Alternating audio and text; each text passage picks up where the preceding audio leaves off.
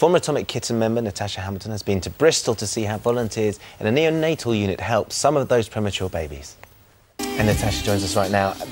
You can't imagine how small they are. I know. I mean, you do see a lot of pictures in magazines and things, but when they're actually there up close, they are so tiny and so delicate. And you know, it is amazing. You know, the technology that helps keep them alive. Yeah. Just as an illustration, this is a nappy for a newborn baby. This one here, and that's a nappy for a premature baby. It looks like a tissue. I know, it's tiny, and they're actually, like, on some of the babies, they're really quite big and even baggy. This one would be big on some of the babies. It's so important, this sort of this sort of care that they're able to provide down there is so important. And you very nearly had a sort of a premature baby, didn't you? Well, yeah, I had a bit of a scare at 22 weeks. I started having contractions and had to go into hospital, and they had to give me, like, some steroids to help bring the baby on, just in case, the worst did happen. But, these parents out there who are going through it, at the unit, it's so, the space is so limited, and, at that crucial time, you want to be there, you want to be able to hold your baby's hand, and, because there's hardly any space, they're getting moved about because other equipment needs to be moved about, and, taking out the room at stages because it's just so cramped. Yeah, because they're trying to help as many babies as possible. How does the staff cope working in conditions like that? I mean, what I saw the day I spent there, the staff were brilliant. It is cramped, but, they're there and they're saving lives every day, and, they have been brilliant. But, with the help of the public, going out there and volunteering and, helping raise money, they're going to have a bigger unit, they're even going to add an extra 2 beds, I think, and, there'll be sufficient space for parents to be there and sit with the kids and, not have to worry about being moved out of the room.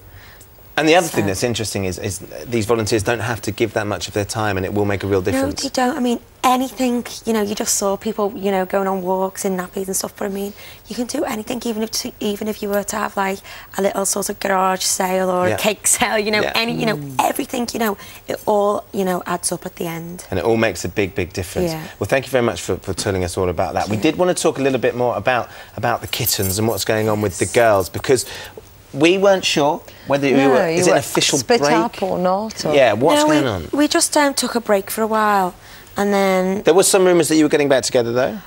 They were just rumours, right. Because I mean, I've only had a baby 5 months ago, so I've been on maternity leave, and the girls have been doing their solo projects, and Liz is, out in Fiji. Have you been watching her? Have you been watching her? Yeah, she's been brilliant. I think she's doing really well. So yeah, so I've just sort of been in the studio writing my first solo album, and I had my first gig a few weeks ago. Ooh, what was that like? It was brilliant. I forgot how much I miss being on stage, and the kind of music I'm doing is like more soulful, and I've got like my own band and a couple of backing singers, and it just went really well, and I've got the buzz again now. Fantastic. And what was it like being up there but not having the girls around you?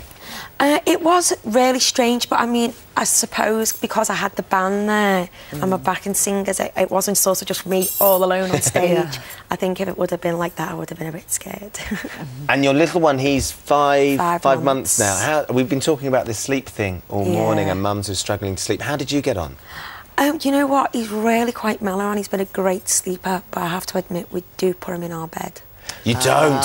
We do. But then we put him in the cot when he's asleep, and then he sleeps right through. Oh, okay. So it can work?